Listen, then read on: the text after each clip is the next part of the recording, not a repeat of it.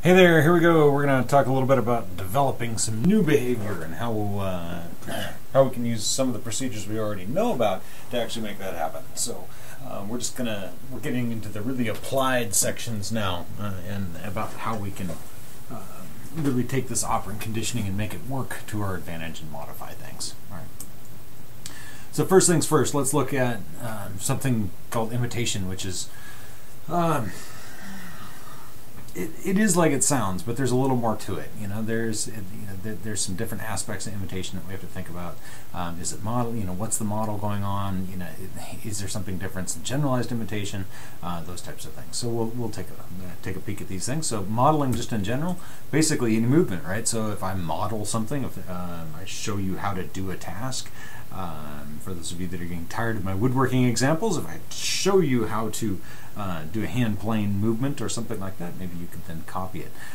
Or I could show you how to dial a phone or brush your teeth or answer a math question or something like that. So there's all sorts of modeling that we could do.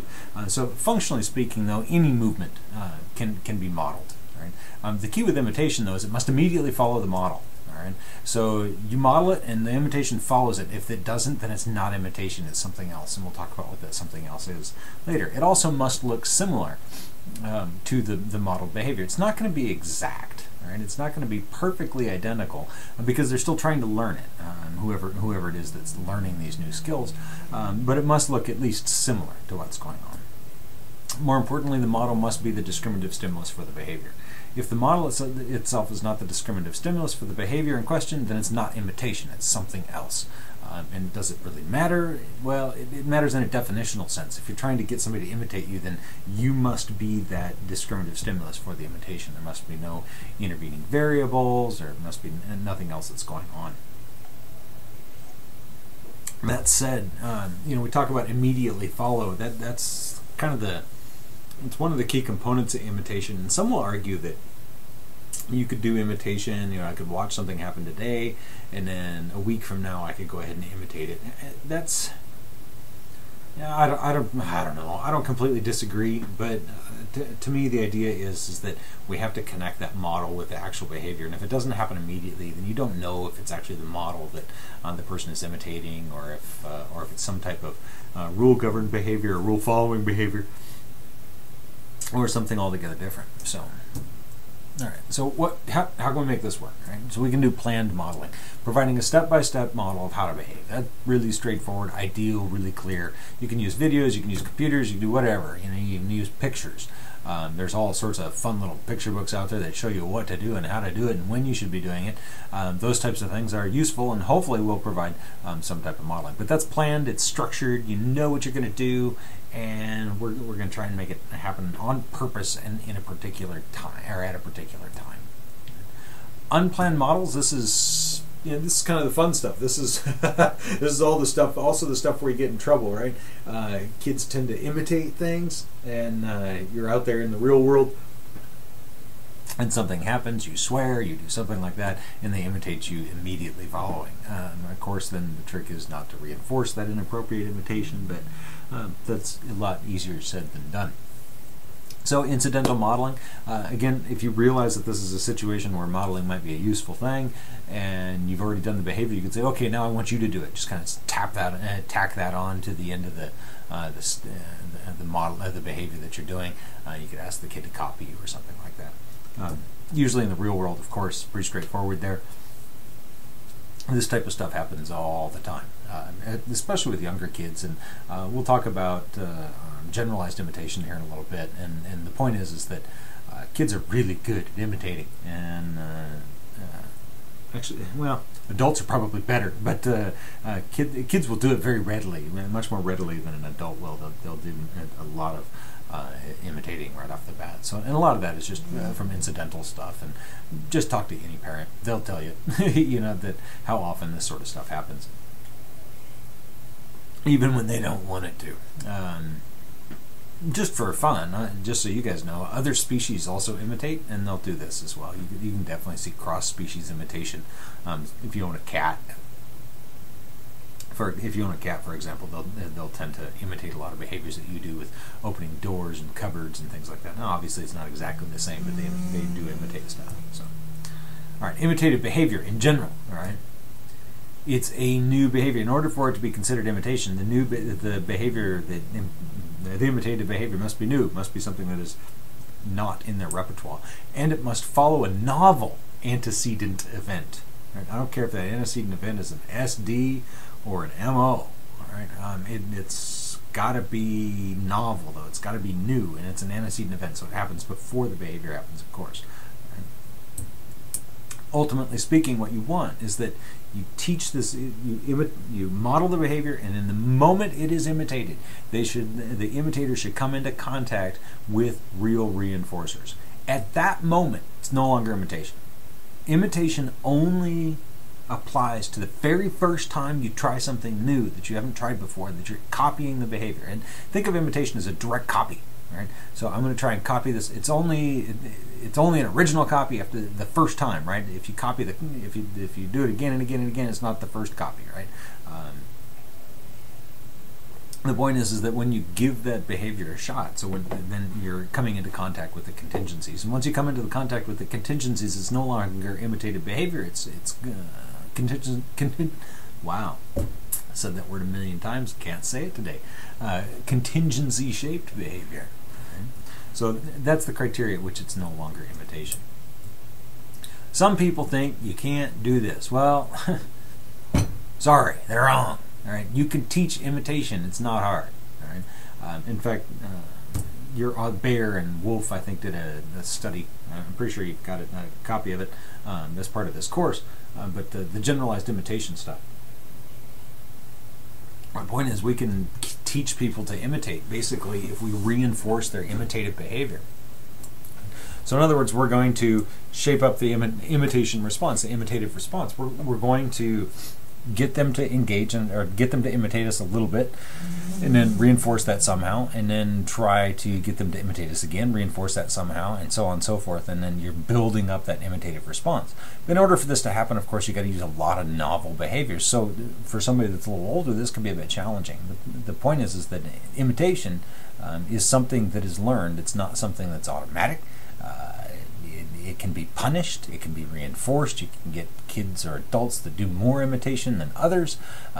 Sometimes they'll imitate one person and not other persons, and those are all things that are relevant. So, generalized imitation. Right?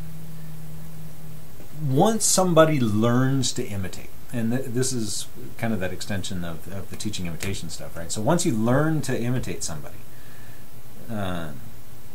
then you will more than likely you will generalize that to new scenarios. Now, this is basically only because you've been reinforced for imitation. So if I copy somebody's behavior and that imitation works for me, then that basically means I got reinforced. The moment I reinforce it, as you guys already know, it's going to throw you on a generalization curve, and I'm going to try this in a different setting. And will that work in a new setting? Right? And if it doesn't work, right? If I copy your behavior and it doesn't, it's not functional for me. Say, oh, I tried it, but it didn't work, right? That's a failure of learning to imitate, right? So that's a punisher, essentially. So it's going to punish that imitation behavior. So you get people that are really great at imitation. They copy people's behavior all the time. That's somebody where generalized imitation is quite strong, and it's a broad generalized response. So they're going to be doing quite a bit of imitation. So, in a nutshell, though, the moment you reinforce imitation, in other words, the moment the imitation is actually successful, then they'll try it with other things. Right? How do you test to see if this has happened? Well, it's really straightforward. Try new behavior. Right? So if I want you to imitate one response, I'll have you imitate a second response, maybe a third, maybe a fourth, and all of a sudden I'm going to do a fifth response, but I'm not going to tell you to imitate it. I'm going to see if you do. And if you do, okay, then guess what? You've got generalized imitation. There's a great article on this. Again, it's called Generalized Imitation. It was really a groundbreaking study because we didn't really realize that imitation is a behavior in and to itself. Just thought it was something kids do, right?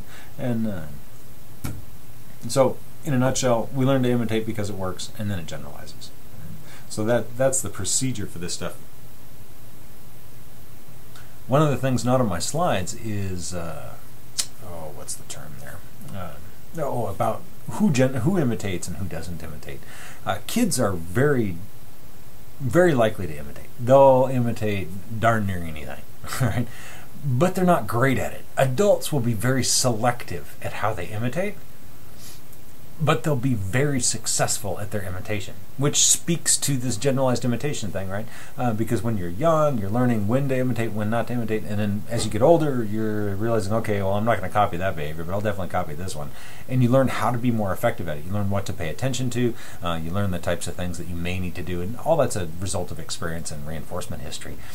So generalized imitation really gets refined throughout your life, and in a sense, the generalization, it actually kind of decreases. It narrows down a little bit. You know when you're going to imitate something. I'm probably not going to be imitating people that are extreme sports folks. It's just not my game, right? But when it comes to doing woodwork and things like that, I'll imitate all day long. So it's different depending on each person and their history and the context with which you're trying to imitate, or with the context of the behavior that you're trying to imitate and all that stuff. So it's actually a really cool phenomenon. In a sense, it really gives you access to new behaviors. So if you've got some kids, or if you're working with children and you're trying to teach them new responses, one of the things you should really think about right off the bat is imitation. It can be a very, very useful tool. And if you reinforce it, man, it really serves them well for a long time, because then they're going to start imitating other things. Of course, as you might imagine, there's ways for this to backfire really quickly. I think this might relate actually back to what we talked about earlier with one of the difficulties with punishment, that people tend to copy punishment, right? If they see you punishing, then they'll try it themselves. The person punished will try to punish in the future. So I think that's a case of generalized imitation. But I'm not 100% sure. Never know. So just a thought. All right, shaping. This one's fine. All right. Shaping is a pretty cool behavior. It's another way to generate a new response into your repertoire.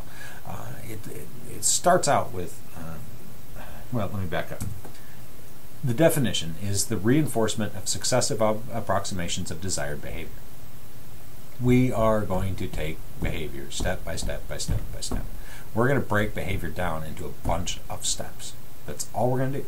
And we're going to say, okay, you need to achieve this step before I get you to the next step, before I get you to the next step. So the idea is successive approximations. Successive approximations of desired behavior, right? Well, what is that desired behavior technically called? It's called the terminal behavior. What do you want the person to do at the end of the shaping program? Right? One of the most important things about the terminal behavior is it must come into contact with some reinforcer. So if you produce a terminal behavior but there's no reinforcer for it, then you're probably not going to maintain very well. It's going to disappear really quick, and the shaping process will look like a folly, if you will.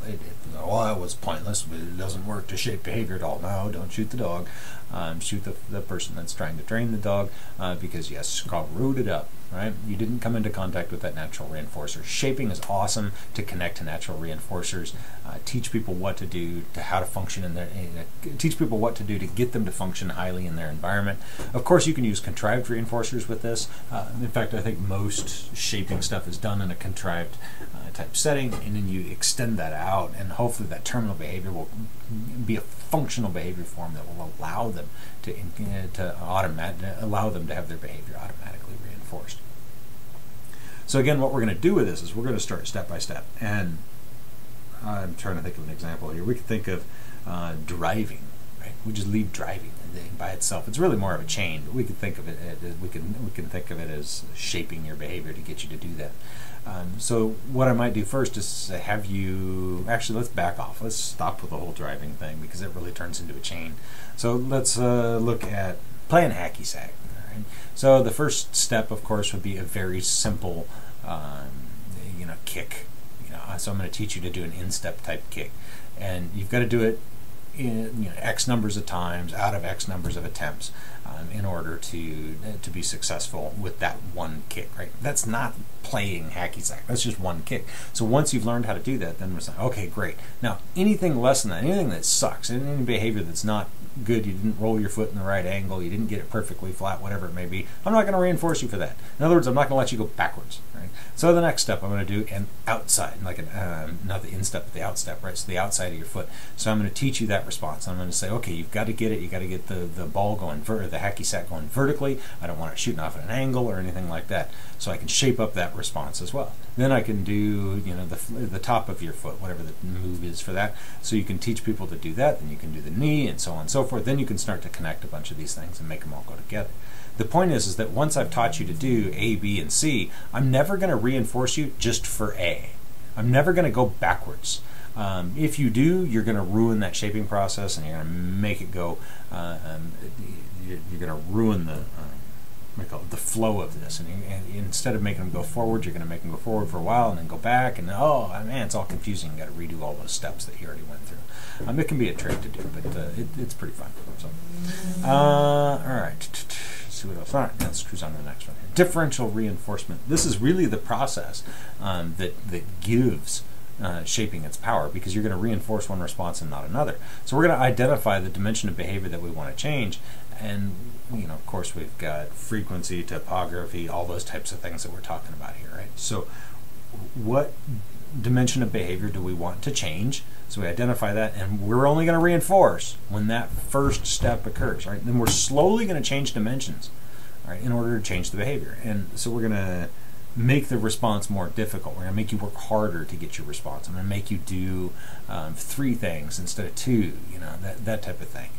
So I'm just going to keep pushing you, so, but I'm going to do it slowly, right? I'm not going to be fast. Right? The key with shaping is the ability, the organism, the person must be able to perform each step. If you can't perform each step already, you'll never get to the new response. So in other words, don't make too big of a jump. I'm not going to ask you to do 37 hacks or whatever the heck you call it with hacky sack. It's been a while since I played. I'm not going to ask you to do 37 of those until I've taught you how to do 30, or until I've taught you all the steps. So I already know you can do it. I'm just going to make sure you do it before I give you any sort of reinforcers. So you must be able to perform each dimension, a desired change, essentially. Right?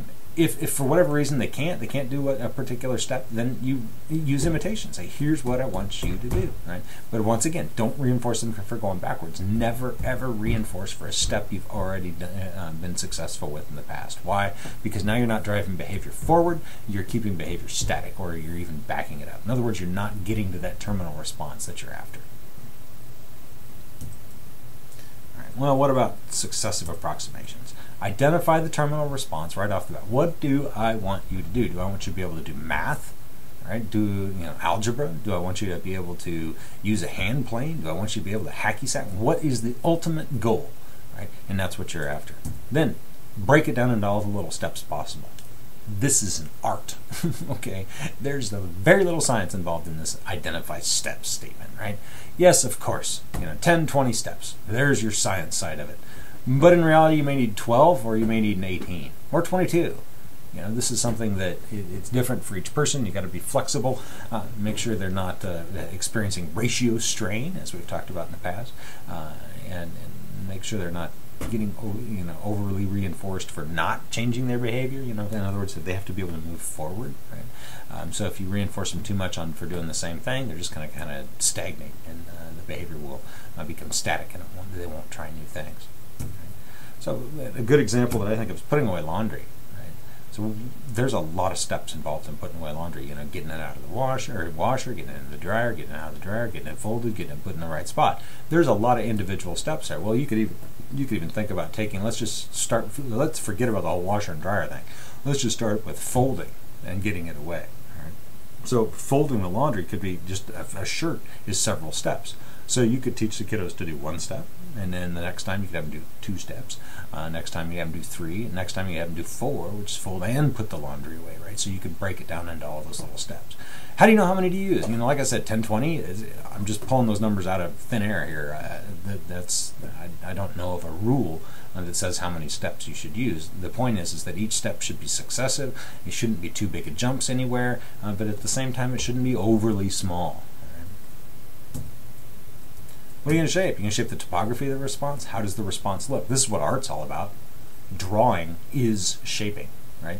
So learning how to draw, learning how to paint, that's a shaping process. But it's a topography. You're shaping the topography. I'm not shaping, I might not be shaping frequency, but I'm shaping how well you draw. Think of kids coloring in the lines. That's really shaping, right? So when they're young, man, all they got to do is get some Crayola on the paper. You don't care if it's even inside the lines. And they get a little older, and make sure, okay, everything stays inside the line. A little older yet, every last bit of it needs to be fully colored.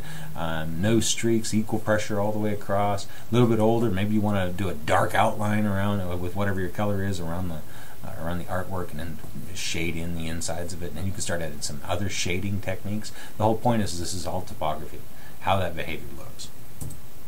Frequency. I can shape you to do a bunch of stuff all at once. I'm functionally doing it with this course, right? I'm shaping up the frequency with which you listen to lectures, take tests, read the material, those types of things. Ideally, I don't know if it's actually working, but we'll see by the end of the quarter, I guess. All right? Latency, that delay from the time I tell you to do something and when you start, you can shape that. You can shape the duration, how long a behavior goes for.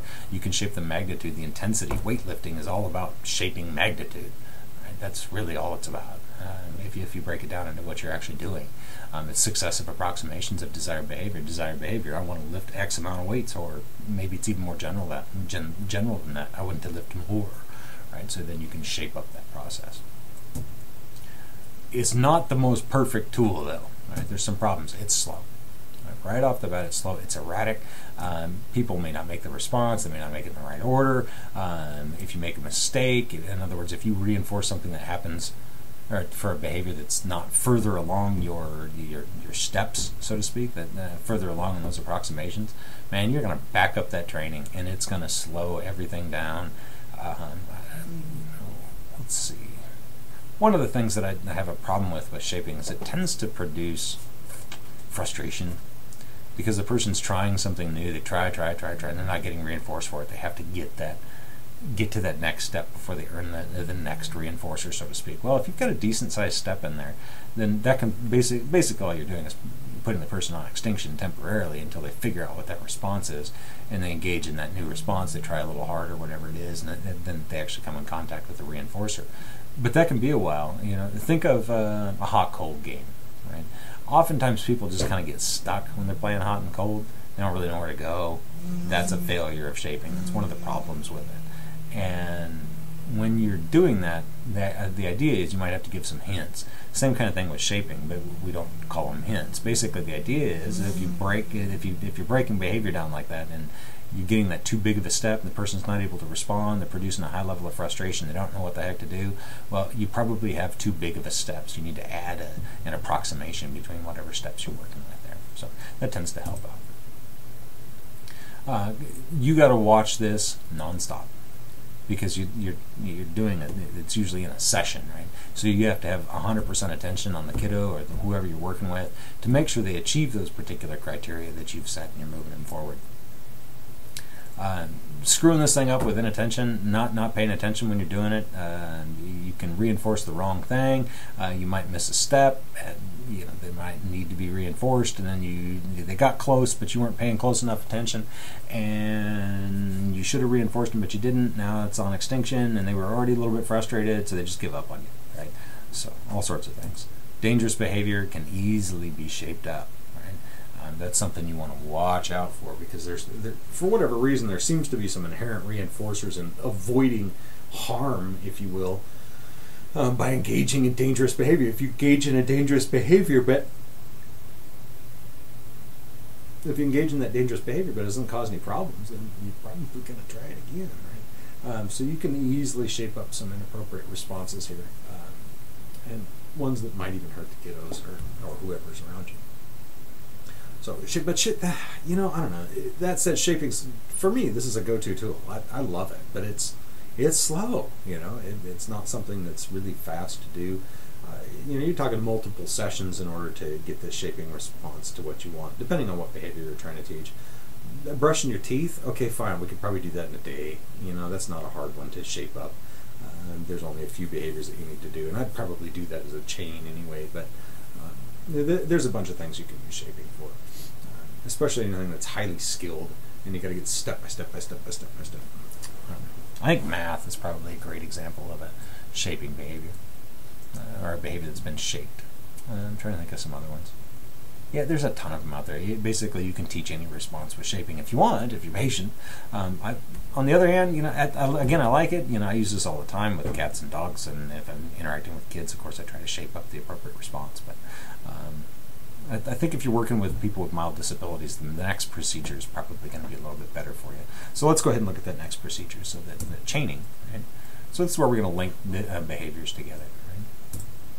The idea with a chain is that this is a sequence of behaviors, right? So it's a sequence of discrete responses, and each response is independent. Each response has its own discriminative stimulus, and each response has its own reinforcer. Okay? Now, what happens through chaining is that you're going to connect all these behaviors that are independent. You're going to connect them all together to where they become one smooth behavior, right? Now, we break it down visually, and there's all these little behaviors involved.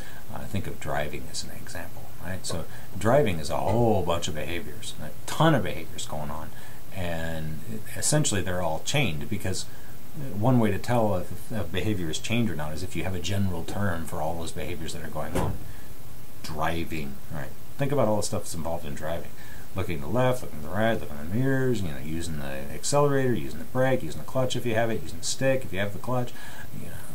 Dozens of different behaviors that are going on. Steering's a highly complex chain in and to itself, right? Steer to the left, whoop, too far. Steer to the right, whoop, too far. Up, steer, and bounce back and forth. All these crazy behaviors that are going on. So it's kind of easy to identify when something is a chain, because we have a term for this really complex behavior, and that basically means that we've got a chain.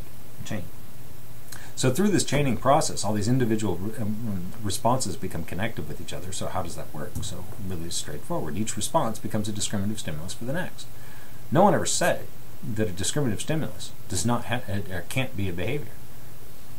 Remember, a behavior it's an action, but it changes the environment visually or some way, shape, or form. So essentially, it's a stimulus as well, right? So because you can detect it, right? So you may do the behavior, but you can also detect that the behavior has been done or is being done.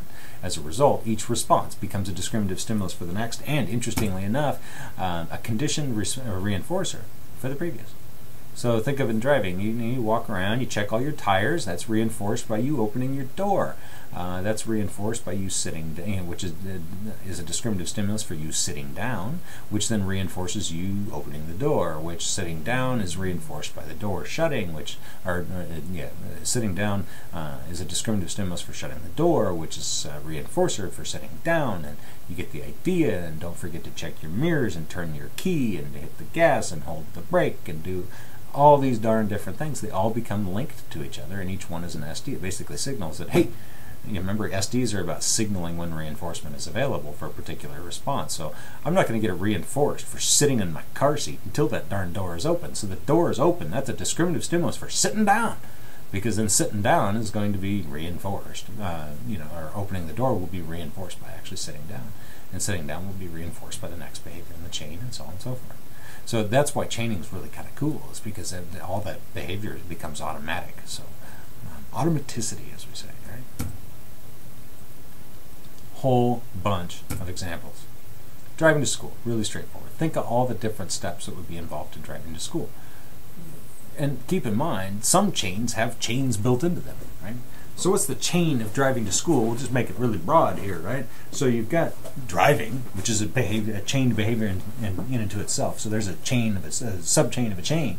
But we'll just leave driving, right? Well, driving is one thing. From my house, I'm going to cruise down Ash or whatever, and is it Ash or Maple? Maple north, Ash south. Okay, so yeah, Ash, heading south down Ash, cruising along the way. Well, that's a discriminative stimulus for me to turn onto the freeway at the right moment. So I see the sign for the freeway, I turn onto the freeway, which reinforces me driving down Ash. Otherwise, the freeway would not have been available. So then I cruise down the freeway, and so on and so forth. You get the idea. And I get out to Cheney, and I go one particular way. I always go down to past the old place called Oldies but Goodies. It's not there anymore, but I can't remember what the name of the street is. And I turn down that street, and I go up kind of the lower side of campus, if you will, and that's the way I get to school, right? So that's one chain. Now, you probably have your own chain. In reality, my chain involves getting on the bus and just ignoring everything in the world, but that's I had to come up with some example here, right? Okay. Anybody remember how to multiply binomials? although there may be some shaping involved in this, that probably is a chain. You learn to do step 1, then you do step 2, then you do step 3, then you do step 4, and you can't do step 4 until you've done step 3, and so on and so forth. Now, we could have some fun with this, because we're behavior analysts and we like to mess with people.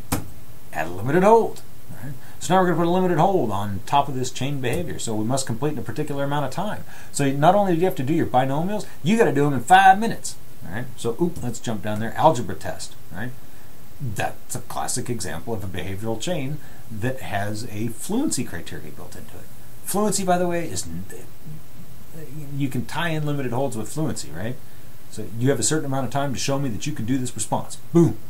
If you can do the response in that amount of time, I say you're fluent. But really what I'm doing is just putting up a limited hold, saying if you don't do it within this amount of time, I'm not going to give you a reinforcer. I don't care if you do your homework today or tomorrow or the next week. As long as you get it done by the end of the quarter, I'm happy. That's my limited hold. But some faculty members are a little different. They have a limited hold that says now, right? So I assign you homework today, you got to have it done tomorrow. Done. All right, so there's your limited hold, and you're not going to get your reinforcer unless you get it done on time. Ooh. All right, a couple of different ways to create this chain here. Right, the first step, no matter which method you're choosing, is a task analysis. Break that chain down into individual steps. Think about getting dressed. Take a kiddo. You got a 10-year-old kiddo that's having trouble learning how to dress themselves. Now, I don't know if 10-year-olds have trouble dressing themselves. I don't have kids. But you get the idea. Okay? So let's break down all the behaviors that you might need to dress yourself. So I'm going to write these out as I go so I don't get anything screwed up, right? So let's see. First step, probably going to get your clothes out of the drawer, right? Get clothes. So, and by the way, writing this down is a really, really useful way to build a task analysis. So then you can see it and kind of add stuff that you may do. Okay, so get clothes. What are you going to do with them? Now put them on the bed, put them on the floor, right? So set the clothes. So you get the clothes out and you set them down. So I'll just say set down. All right, and then, well, if your pants are too tight, put on your socks after your pants can be challenging. So we'll do socks and underwear first, right? So we'll do socks and underwear, and then there's individual chains in there about how you put on your socks and underwear. So we'll do socks and underwear, and then we'll say, okay, your pants, right? So now we're going to get your pants on, and well, you don't put them on all at once, right? You do one leg, pull part way up, do another leg, pull part way up, and then climb up on top of the bed because your pants are too tight, and jump off and pull them up as you're jumping through the air, that type of thing. Point being that you get the idea. We're breaking it down into all these little steps, and then you zip, and then you button, and you tuck, and you do this, and you do that, and you tuck your shirt in, stop going there. All right. Anyway, so we get all those crazy little steps in, and it concludes with, putting on your tie. All right. As a 10-year-old, of course, they're going to be wearing a tie to school. So yes, put on your tie, and then put on your suit coat, and off you go to work, school. Sorry, whatever we're talking about here. That's the task analysis. Again, 10, 20, 15, who knows how many steps there are. Keep them small, focus on discrete behaviors. Not continuous ones, just discrete ones that have a clear beginning and an end. Put them in order. You may have to tweak your order because you heard me bouncing ideas back around here. Oh, well, maybe I should put socks on before I put my pants on or whatever, right? Well, that depends on the particular learner, the particular skill you're having them do, and all these different things. So once we have this task analysis, we can do a couple of different things. We can do forward chaining or backward chaining, and as I see here, I've jumped over a point, which is observe the task. So watch somebody that knows how to do it, right?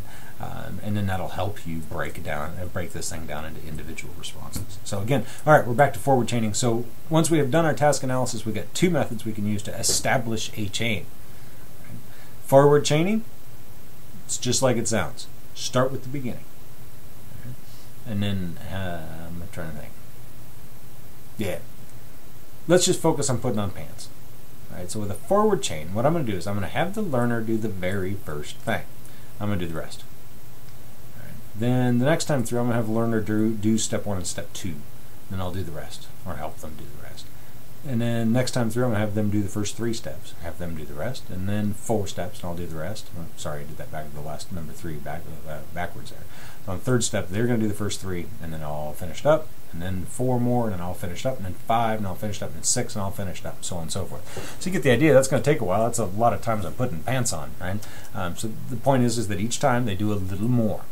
And then ultimately it will conclude with them doing the whole thing and coming into contact with the reinforcer. Of course, if you're working with a kid, each little step's going to be reinforced along the way. Oh, good job, little baby, you did awesome, whatever, right?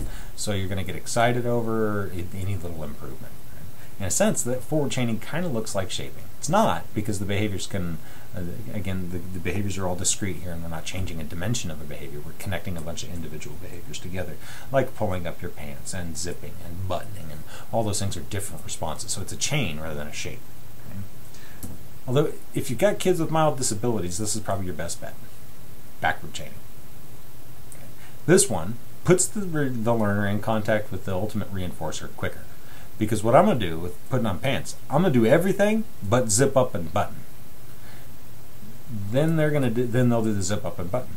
Next time I'll do everything but pulling them up the last way and zipping up and buttoning. So I'm going to do everything but the last 3 steps. They do the last 3. And then next time through, I'll do everything but the last 4, and they do the last 4, and then and so on and so forth. You're doing it backwards. I think backward chaining is probably your most effective one, because, at least in a sense, because it's going to put you into contact with the ultimate reinforcers quicker. The natural reinforcer for putting on your pants is having your pants on, so it's going to put you into contact with that reinforcer a lot faster than doing forward chaining, which is going to put you in contact with a contrived reinforcer before you ever get to the what do you call it? Before the natural reinforcer that's available for putting your pants on. So you got a learner with some disabilities, and backward chaining is really your way to go. Total task is one that you use with kiddos or adults, for that matter, that are highly functional, maybe normal, and you're just trying to teach them something, a new thing. And this is where you just list out all the tasks and say, do it. Have them do it. If they screw up, they won't come in contact with the reinforcer. If they don't screw up, in other words, if they do it right, they'll come in contact with the reinforcer. Bingo, off you go. Graduated guidance, this is one that can be used during any one of these procedures, preferably with backward training or forward training, where you may do it the first time, but the second time through, you're going to guide them along. So instead of me doing it all myself, this time I'm going to have them hold the pants, and I'll help pull their hands up. And the second time I'm going to have them hold their pants, or third time I'll have them hold their pants, and I'll kind of guide them with my hands, maybe just touch them a little bit, kind of prompt them with my fingertips, and okay, now this is what I want you to do. And the next time I would shadow their hands so they know what to do, and they can kind of follow my hands, if you will, but I'm not actually touching them. And then after that I would back off even further and step further away from them. So the idea is graduated guidance. You step in and you do things for them as need be, but then you fade out your guidance. So here what we've got is a fading procedure built into a chaining procedure. The fade is fading out your guidance, right? Fading out that support. You're getting them to do it on their own. After that, then after you fade out your stuff, they should be able to do it completely on their own. But that's the that's the idea with graduated guidance. That's not much more of a good example I can give you there. I guess teaching a kid to eat with a spoon or out of a cereal bowl is a great example, because you can guide that spoon to their mouth, and then later you don't touch it as much. You just barely touch it as they go up, and then you just kind of let them do it on their own, and it's naturally reinforcing at that time. But so you can teach a chain using graduated guidance.